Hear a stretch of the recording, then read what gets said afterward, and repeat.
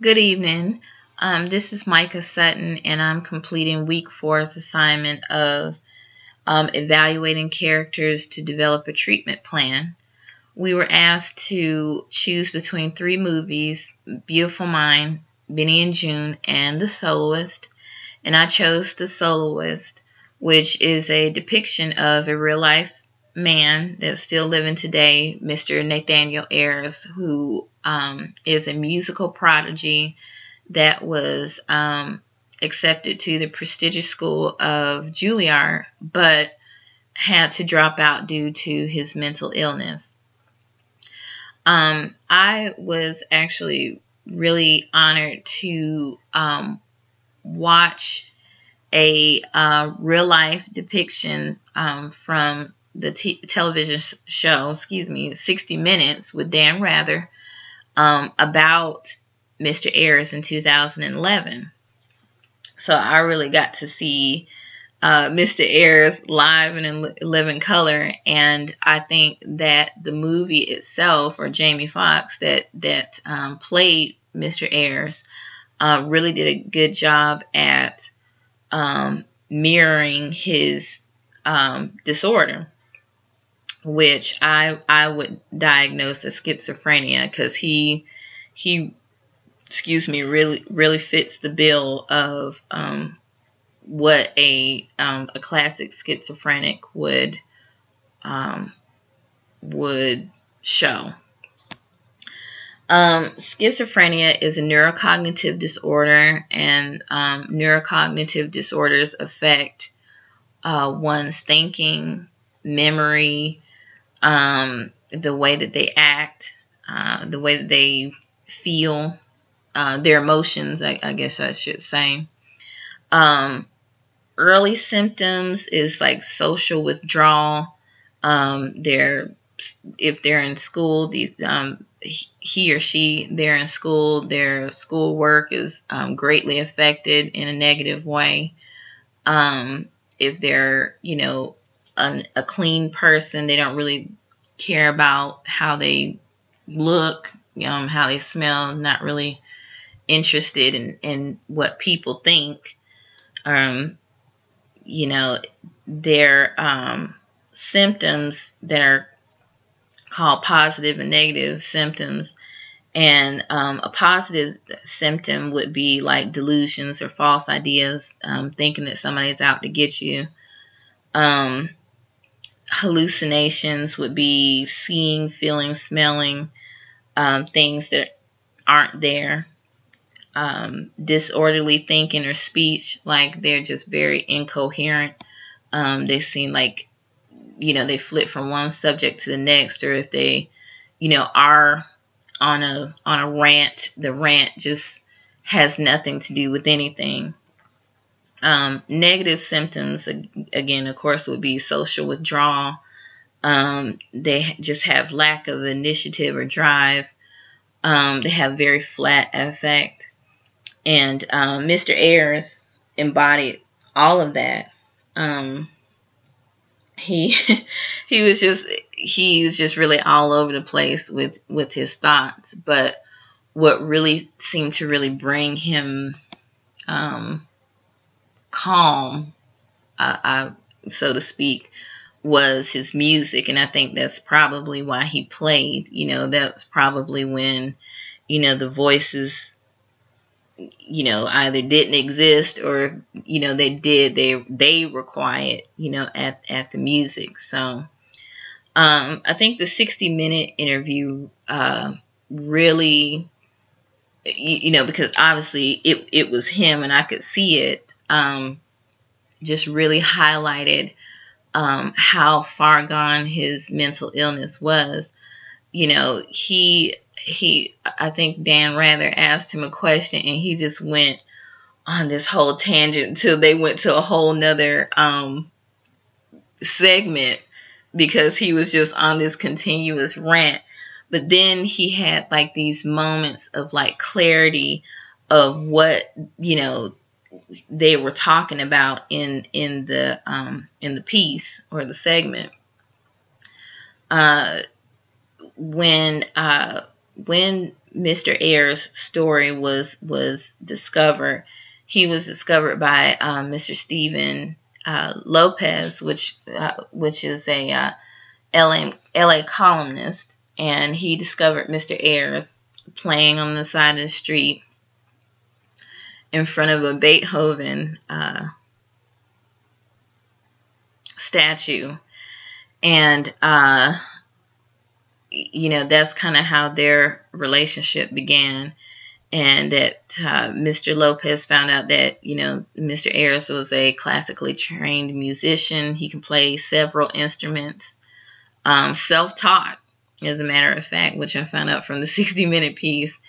And but his symptoms of his schizophrenia just really got the better of him, and just started this really vicious cycle of him being homeless, and in his younger days, in and out of inpatient facilities.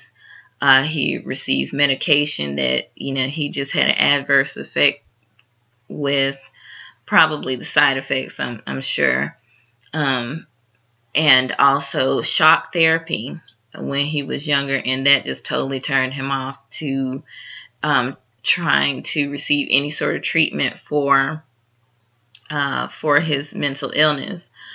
I've read research by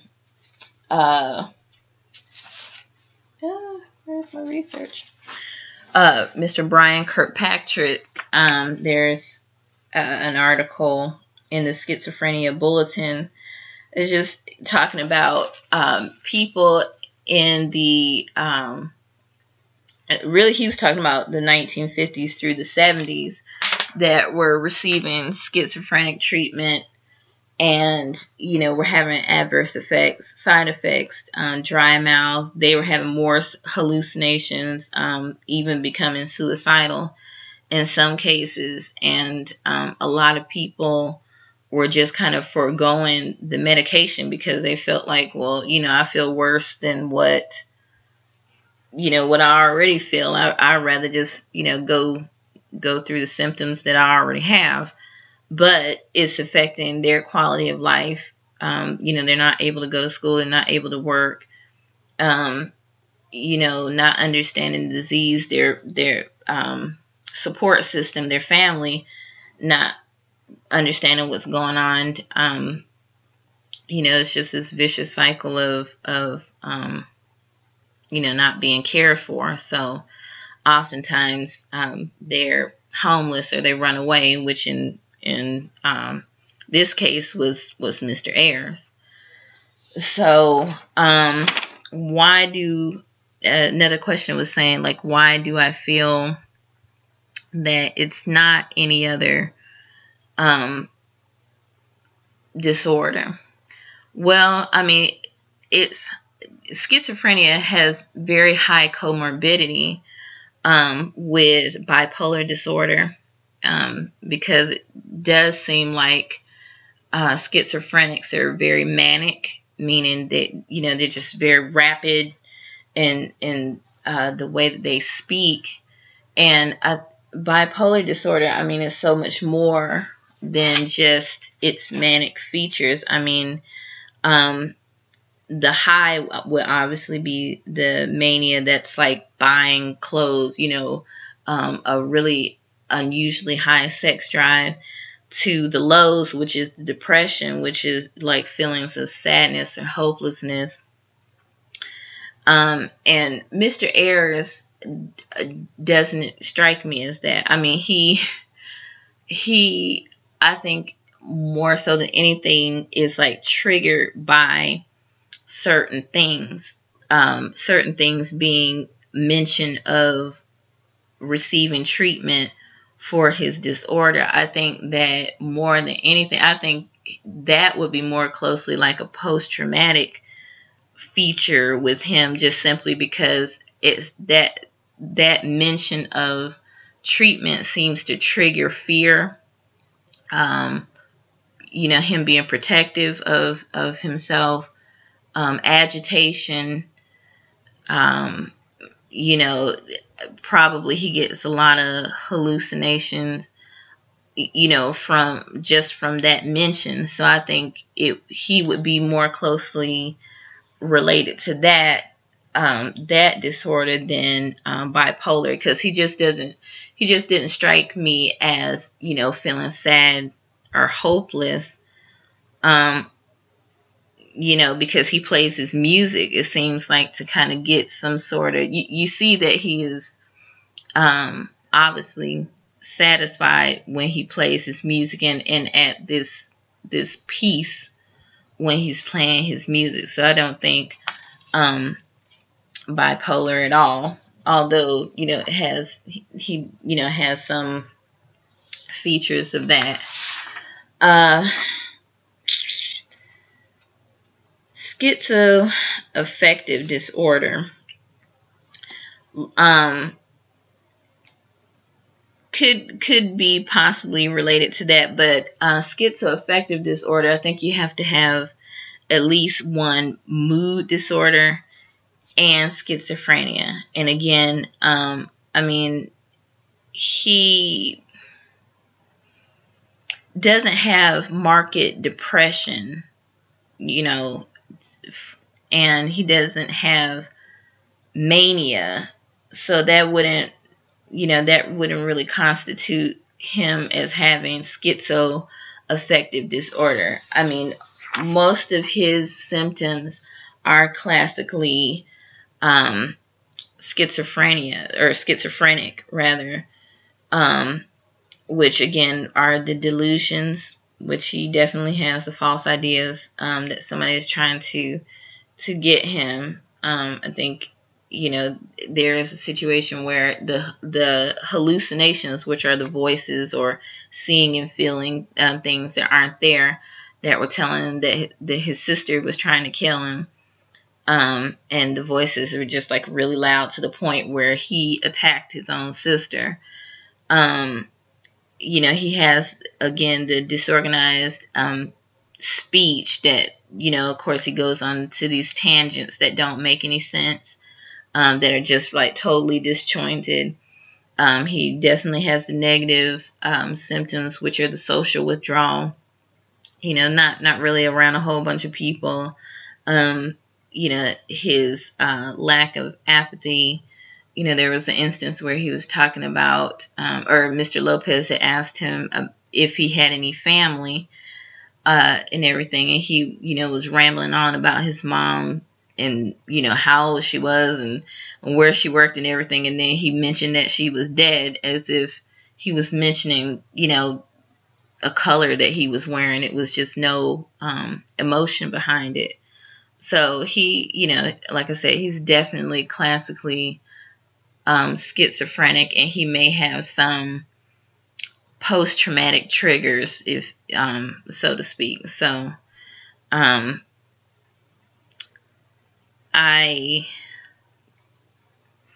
there's not really a cause or etiology to schizophrenia. You know, a lot of researchers think that it is biological, meaning that, excuse me, if you have a close family member like a mother or a father, then you seem to be more predisposed towards schizophrenia than somebody that doesn't have parents or a parent that is schizophrenic. So it definitely has some kind of biological leanings. Let's see how, you know, the effects of the disorder. I mean, I think the hallucinations and the delusions alone could affect anybody's quality of life. In our week 3 assignment, we were asked to listen to audio hallucinations and try to focus on a favorite music piece of ours.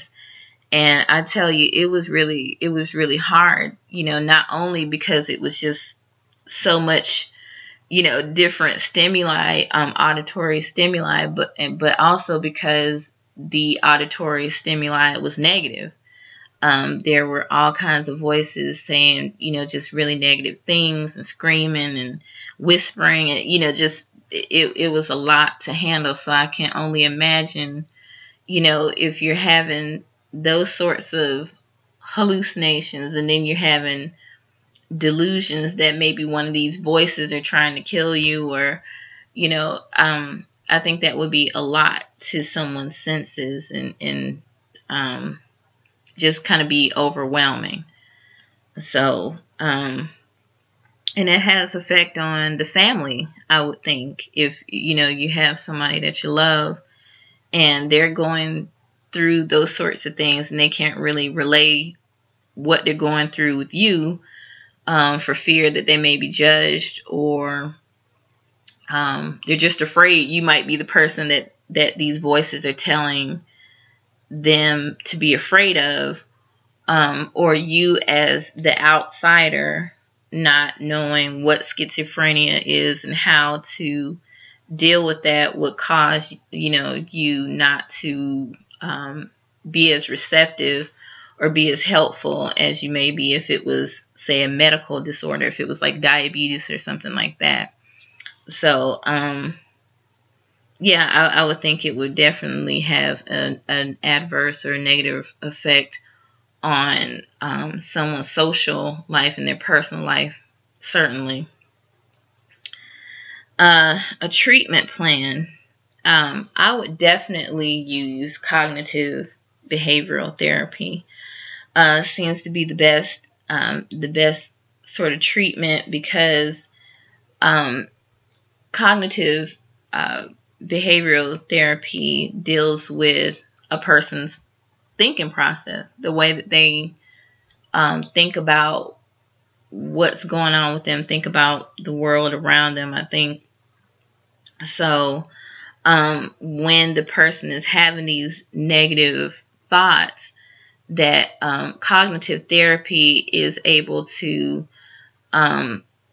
fix that form of thinking through features like a reward system, positive rewards, or well, I just lost my train of thought. I'm sorry.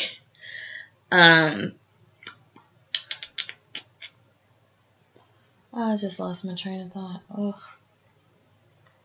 I literally just lost my train of thought.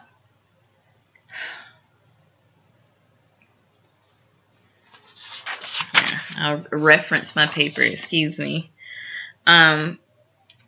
So cognitive behavioral therapy is definitely goal oriented. So you're identifying your problem or your negative thought process, and what cognitive behavioral therapy does is basically identify that specific problem and examine those thoughts and irrational beliefs, and you want to reevaluate break down what that thought is and how you're going to deal with it. And it's just really kind of like the systematic process of whenever those thought processes come up, that you're almost like stopping it and saying, okay, well, this voice might be telling me that I'm not going to be able to finish this test. And your defense to that may be like, well, I've studied for this test. I know these answers. I'm prepared. And so you've essentially kind of broken, you disabled, I guess would be the better word. You disabled the problem. And so systematically, and you keep doing that, then you're able to kind of supersede those hallucinations and those delusions, that's the idea. And goal setting would be to, for example, not beat yourself up about it, that to know that it's a process, to know that with schizophrenia, those are that's kind of comes with the territory, is these negative thoughts and these negative feelings. And being able to know more about the disorder will help people that suffer from the disorder be able to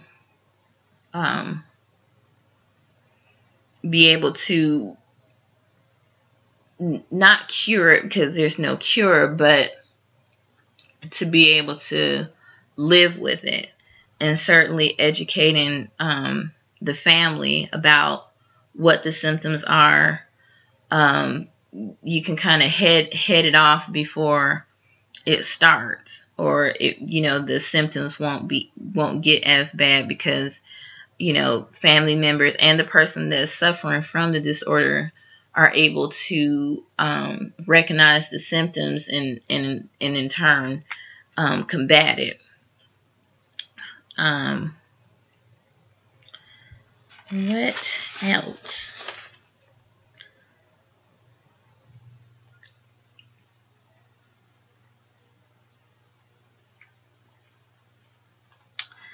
I would also say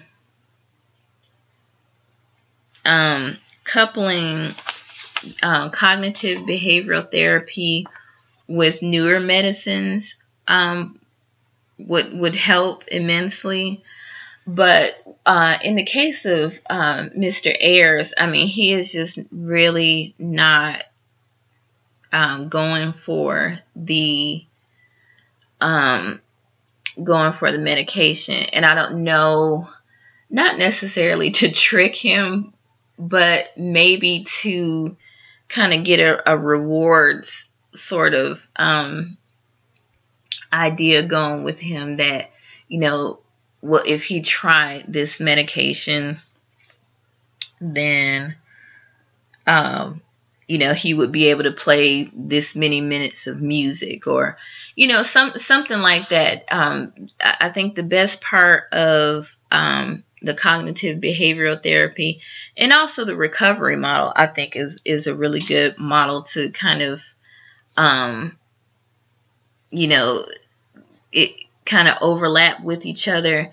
I say a recovery model just simply because it has features of the client and the therapist being able to come together for a common goal setting. Also, recovery model uses a lot of features of case management, and being able to look for facilities that are specifically geared toward persons with schizophrenia. I think Mr. Ayers could really benefit from that.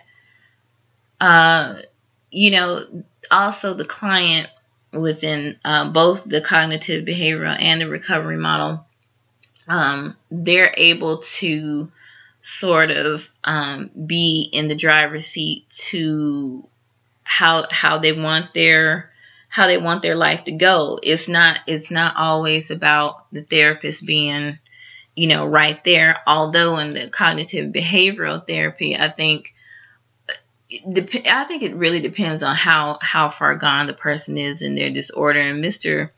Ayers is pretty far gone, so you have to take more of